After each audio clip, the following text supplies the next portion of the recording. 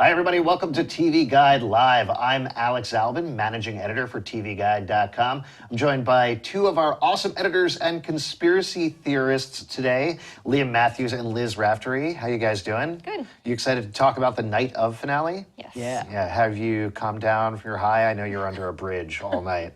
Yeah, I was getting crazy out there. Cool, good. We'll arrest you after the show. For you guys, though, we want to put up a spoiler alert. Probably should have done that before I did that joke.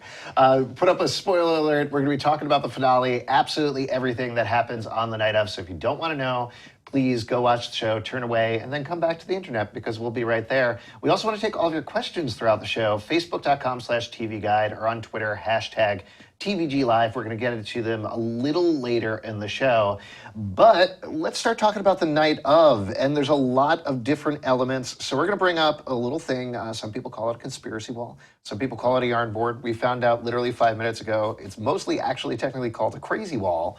So let's show off our crazy wall right there. There we go. A lot of stuff to keep track of in the show. But Liz, you've been doing an expert job putting together all the clues over the course of this season. Yeah, I don't know about expert, but yeah, I've been recapping it every week, and I really liked the finale. I thought that it was a nice switch that, we actually get some concrete answers. I was kind of overwatching it. I thought there was going to be even more of a conspiracy about it. But yeah, I thought it was just a really great series overall. Yeah, well, let's talk about the biggest element.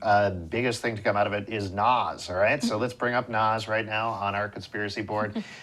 Nas ends up in not a great place. I mean, he's free, so that's nice, but he is basically ruined. His entire life has changed. He's become an incredibly different person. Liam and I were talking about this a little bit this morning. There's that shot where it goes from old Nas to new Nas. It was so shocking to the point where we end, our last shot is him sitting under a bridge smoking heroin. Liam, do you think he can come back from this?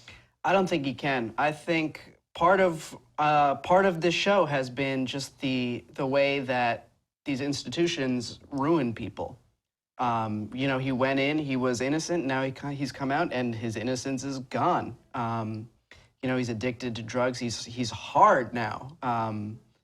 And just, I think he's on a path now that does not end well as it goes, unless he makes some drastic change. But, the life of a heroin addict is not a good one. Yeah. What do you think, Liz? Yeah, I think, on the surface, it's like, oh, he didn't get acquitted, but it's a hung jury and he gets out of prison and he goes back to his home life. Like, what a great ending. But it's completely the opposite. Like, he moves back in with his parents and has to kind of grapple with the realization that his mom at one point even thought that he might have been guilty. So his relationship with them is never going to be the same. They have to move, they have to sell their house. Yeah, they have to sell their house.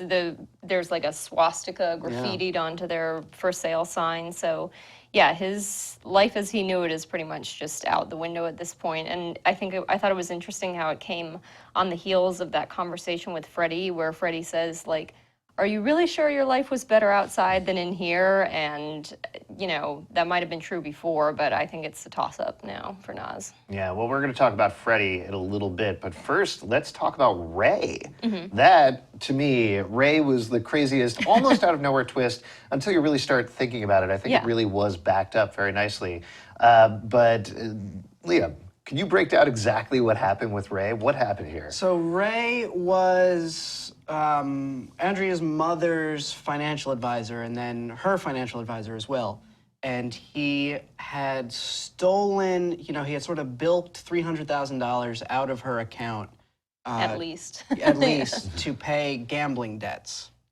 And she knew about it, and were they dating or not? Yeah, I think they had some sort of relationship. Yeah, there was the picture of them on a tropical beach. And at the very least, Box was saying, we can imply there was some sort of relationship beyond financial advisor and advisee. Liz, do you think, I saw a lot of people questioning this online because we didn't get a flashback to the scene of Ray killing her or Nas killing her, or whatever happened with Andrea in that blank period.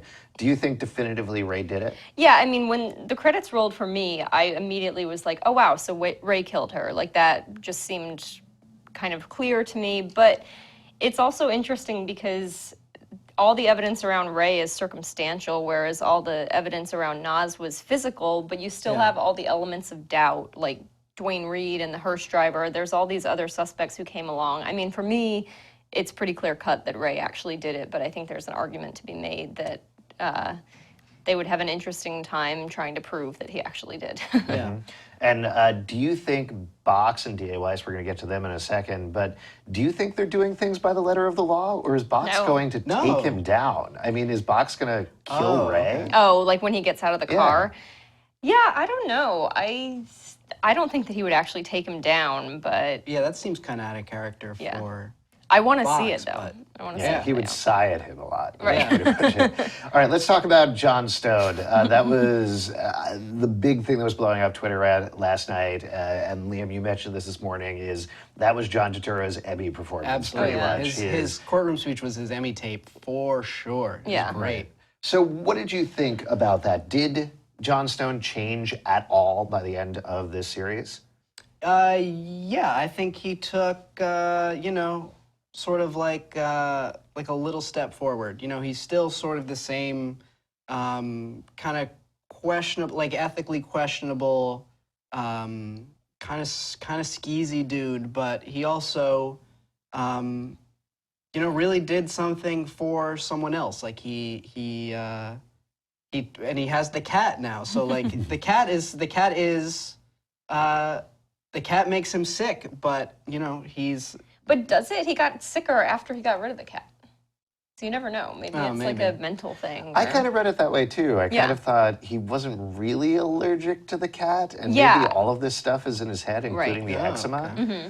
because it came out again Yeah. right before he had to give the closing arguments in the trial. Right. Stress driven. Yeah, I think so. If anything, I still think, I know I mentioned this to you guys earlier, I think the cat swallowed the murder weapon, and at some point it's just going to go, and knife's going to come out on the table. We'll have to wait for the sequel for that. We can only It was crazy to me how emotionally involved people got in that cat. Oh, yeah. Were you Totally. guys super into the cat the entire time? Yeah, and I loved the misdirect at the end, how like you think that he's just watching this sappy animal rescue commercial and like he's gonna get up and go get the cat, and then the cat's been in his apartment the whole Yeah. time. So he, at a previous point, went back and rescued it again from the animal shelter, which I thought was great. I thought Shout out to whoever did that Sarah McLachlan Oh, yeah. sound-alike song. Right. Like it took me like a minute to realize it wasn't the actual song. Yeah, that was pretty spot on, I would say. I thought it was kind of weird how they just sort of dropped the thread with Stone's son. That's the only thing I would say about his plot line. Like, they have this kind of up and down relationship, and you never really see any sort of resolution to that. And I mean, you could probably say that the resolution was that scene at his school where his son rejected him. And Yeah. if John's going to end up in basically the same place he was before, it's going to continue that way. It's going to have its ups, Yeah. it's going to have its downs. We'll see. True. You guys are going to have your ups and downs when you type like this into your computer and send us questions. That was terrible. That's I'm a so stretch. sorry. Yeah, it really was. That was a terrible might be segue. like this, But we do want you guys to send your questions. I guess, oh yeah, people have mobile phones now. We wanted you to send your questions, Facebook.com/TV Guide or on Twitter, #TVG Live. We're going to get to them towards the end of the show. Let's talk about one of the most interesting relationships on the show, I think, Freddie and Nas. Liz, you and I were discussing that tense, horrible scene when Nas is leaving the prison. Yeah. And I thought the entire time that Freddie was going to have him stabbed or Right. killed or something like that. But it was the opposite. How do you think this played out, and how do you think Freddie is going to be going forward? yeah, I mean, I think that for me, Freddie has just reconciled himself to the fact that he's in prison forever. Like there's that scene a few episodes earlier where he explains that he actually got an extra murder that he didn't commit tacked on to his sentence to like save a friend or something. I don't remember what the circumstances were, but so To keep him in Rikers so that he didn't go upstate. Oh, right. So his family could come visit. That's Yeah. true. So yeah, I think he's pretty much just resigned to it. I felt sad for him that his college-educated friend, his unicorn, was like finally getting out of the prison. But yeah, I was exactly the same as you. I totally thought that he was going to get stabbed the entire time. And even in my head, I was like, no, that wouldn't make sense. Like, Freddie actually does like him and care about him, so why would he do this? But I was still just waiting for it. And Well, Liam, what do you think? There was that scene where Freddie got the tape, I guess the DVD-ROM or whatever it was, of Chandra and Nas kissing. He had it delivered to John Stone. What was his motivation there? Why did he want to do that? I think he knew that it would force a mistrial. I think he was trying to help Nas get off. Yeah. Yeah, so he was trying to free his unicorn, even though he knew Nas was his unicorn. Yeah, I think I was pretty confused about that part, and I think that that's what I've landed on too. But I was also curious. So if they had granted a mistrial, would that mean that Nas would have stayed in Rikers while he was waiting for another trial? So maybe it was kind of like a win-win for Freddie, that he'd get to hang out with Nas a little more, and he'd potentially get acquitted or have a mistrial or something. But yeah. I thought that was kind of an interesting twist. Yeah. All right. Well, let's talk about going forward. A lot of people, I think, were joking about this. I certainly was thinking about this a lot. Was night of season 2 or whatever happens afterwards. And I'm going to throw my pitch out to you guys. I think there should be a procedural cop show teaming up D.A. Weiss and Box as they go and solve mysteries. They hire Chandra. She's a disgraced lawyer. She becomes a new lawyer. And you were mentioning, Liz, you think Nas should be the enforcer? Oh, yeah. I think that was Liam's pitch. Nas should be the enforcer because now he's tough now. Yeah, they make quite a foursome. Yeah. Well, what did you think? Do you want to see more of D.A. Weiss and Box together? Do you think there should be more Night of after this? Yeah, I would like to. I would like to see them prosecute Ray. I mean, I don't know that you can keep the two of them working together going forward because he's retiring and everything. So, and I think that this was designed to just be a one-season type thing, so all new characters coming in. But who knows? I would love to see them, some resolution with Ray and see them working together. Yeah, I think if they do it, it would be sort of a True Detective season 2 where it's a new cast, new case. Oh, that's a bad comparison. But no, but it's the same sort of thing. Better. It's hopefully better. Yeah. But I mean, there was originally no plan to do a season, like it was like a one and done limited series. But I think this one they're talking about it. I don't think there's any any set plan to do it, but it's in discussion. Right. Well, this was based on another series. Yeah, right? British series. I haven't seen the British series, but I think it was kind of like an anthologized thing where, new cast, new characters. But, I would love to see more of it, and hopefully they can keep the quality up. Yeah, there's still all kinds of other HBO repertory players who are not in it. Right. They use 90% of them, but there's still that 10% left at this point. Yeah. If they could follow one character into a spin-off series, who would it be? Dwayne Reed. He gets hired at a pharmacy. It's basically like Superstore. Dwayne Reed at Dwayne Reed. Yeah, and he has a friend, Walgreens. Right. Perfect. Sold. We'll start working on it tomorrow. You guys, we want to get your questions. Hashtag TVG Live on Twitter or Facebook.com/TV Guide. Let's go to one of them now. Tara on Twitter asks, did anyone else think Nas was going to have a moment of clarity and realize he did it when he was by the river in the finale? I thought he was going to have that moment on the stand when, what's her name, Weiss was asking him, did you do it? I was kind of expecting him to say, yeah, I did. And instead he says, I don't know, which kind of, digs his own grave. But yeah, I wouldn't have been surprised if that had happened at all. Yeah, I got kind of nervous when he was sitting by the bridge there because I was like, oh my having God, those flashbacks. he's having the flashback. He's like, oh, he is going to realize. But I don't think he did. I think he was just reliving the night that got him where he is now. Yeah, if anything, I read that as him reliving his last happy moment. Right. Before everything right. went horribly wrong.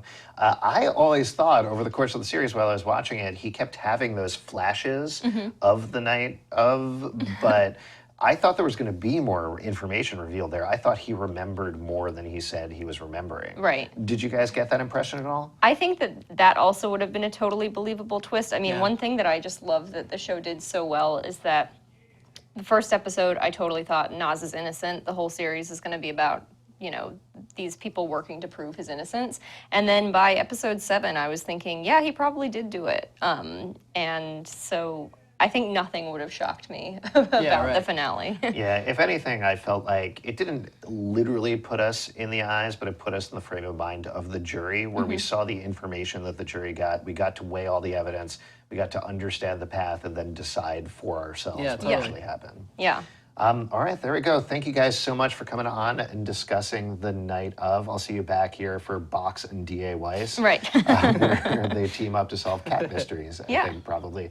And for you guys, we are here every single weekday. I was about to say every Tuesday. We're here every single weekday at 2 p.m. Eastern. Tomorrow, Lance Bass is going to be here. Yeah. That's pretty crazy. We're excited about that. So please come back and check that out. You can hit us up at any time, facebook.com/TV Guide or hashtag TVG Live on Twitter to ask us questions. The world of TV is very complicated. We'll guide you through it. See you next time.